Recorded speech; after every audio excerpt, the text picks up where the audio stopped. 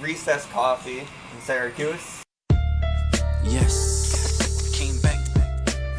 Chi Tiz, self-image. You have to beat the boss in order for you to be the boss. One hell of a flow. Alright, Chi Tiz, can you tell me where your stage name comes from? Actually, it's two names, you know. Chi, when I first started doing music, I came up as Chi Town because I'm originally from Chicago, Illinois. And like I had a family member who used to do music with me, and he went by the name of Tiz, and he passed away in the year 2007. So it's like I took both of our names and made Chi Tiz. So now it's like we're both doing it together. So. Interesting, yeah, because it's like it's spelled C-H-I, right? Yeah. Okay, so Chicago. Because I was wondering, I was like, okay, that makes sense. All right. Who are your biggest inspirations, music-wise? As a kid, I used to listen to a lot of people, you know, Jay-Z, you know, Jadakiss and Lox, but as I got older and started doing music myself, it was more like I started becoming my own role model to like, okay, what image did I want to put out there and how did I want to do things different from them and show people, you know, so it's like if once I become successful and do something big, they can, you know, my peers or people under me can look at me like, okay, yeah, I like how Chi did this and that. Right. No, I like that, setting your own example. Right. This is going to be a little bit of a vague question, I apologize. It's something I want to ask you. If you can tell me, where does your music come from? And not like literally like from your computer or your notepad. I mean like where do you like, I guess, draw it in from to out, you know?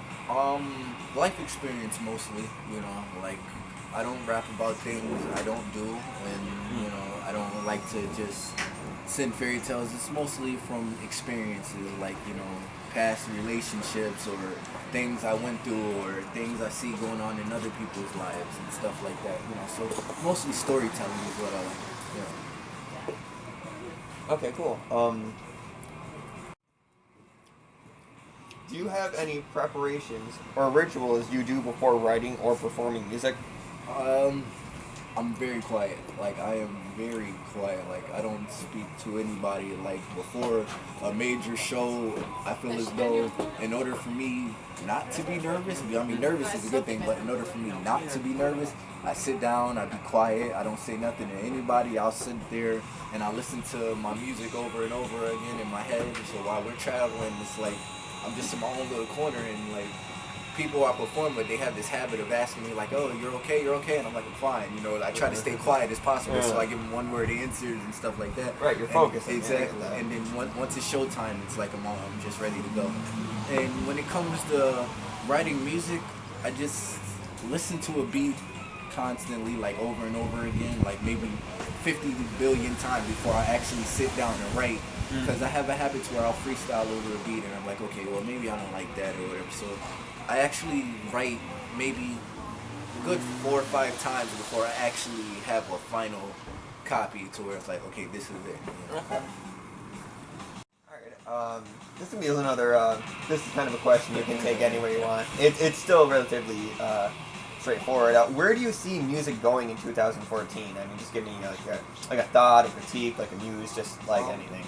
Actually to its natural roots, like, you know, actually to where hip-hop was actually back in the day where it was battling and music meant something and bars and storytelling instead of everybody dancing and not pretty much having anything to say. That's how I the commercialization of it. Exactly. Yeah, it's gone back to, you know, like voice for the voiceless. Exactly. Yeah, that's where poetry is really the strongest. Exactly. It's almost like folk music, but it's not music, you know. Well, I mean, in rap, you know, obviously it is music, right, but I mean, like poetry in general. Yeah, and I started doing poetry before I actually started writing music, you know, so poetry has a lot to do with music. Yeah. Can you tell us about working with Self-Image? You have a song with them called Broken Mirrors, which I listened to about 10 minutes ago. Yeah, Broken Mirrors is like, shout out to Self-Image and Mike Killer's Entertainment. Self-Image is a group that actually originally started years ago before I was born. Like back when my mother and her brothers, my uncles, were teens, they they had a group entitled Self-Image, but they were dancers, you know, because back in the day, you know, hip-hop had a lot to do with breakdancing and stuff like that. So when I came into this world and I picked up doing music around the age of 7 and everything, listening to my uncles, they would rap and stuff like that, I took the name Self-Image and was like, okay, I'm going to reinvent this and I'm going to do it music-wise. And Broken Mirrors came about with me and another singer by the name of Chi Tiz.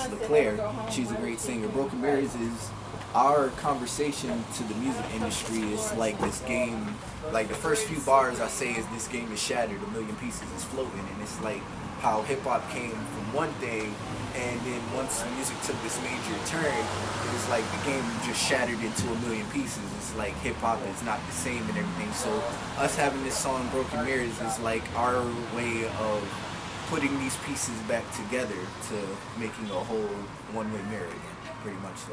Okay. That's what it came. It's like our conversation to the industry of broken mirrors. That's what this game is. Okay, cool, awesome. All right. Final question. Anything you want to throw me? Anything? It's perfectly fine to start at the end. When's the next time we can see you play, and like where can we follow you, like as far as social media goes? You can follow me up on Facebook. I have my own music page by the name Chi Tiz, CHI-TIZ. Also, you can look me up on the Mike Killers Entertainment page. That's Mike Killers Entertainment on Facebook as well. I'm mostly on Facebook. I made a Twitter that I have to get back into using. I don't use Twitter that much, but you can look me up on. You can follow me on Twitter at Chi Tiz. That's CHI_TIZ. And as far as performance-wise, I haven't performed in I'd say roughly a month, because I have a mixtape coming out in February. First few weeks of February, actually. It's not a specific date, but February for sure.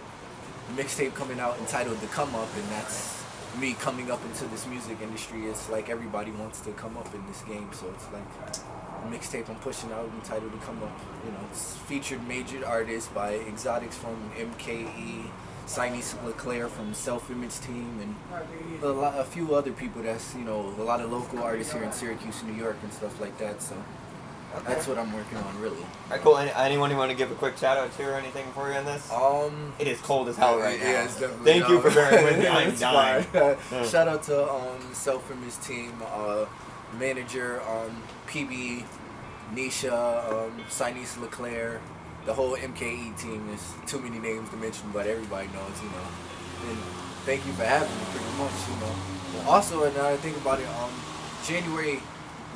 Last week of January 31st, we're going to host this big old showcase for the 2 mixtapes.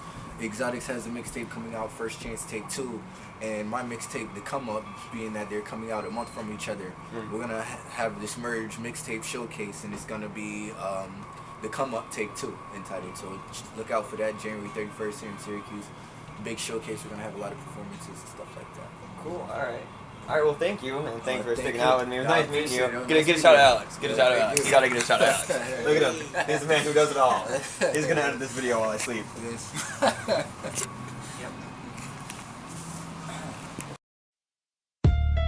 Yes. Came back. Chi Tiz. Self-Image. Oh, I don't know why we're out here.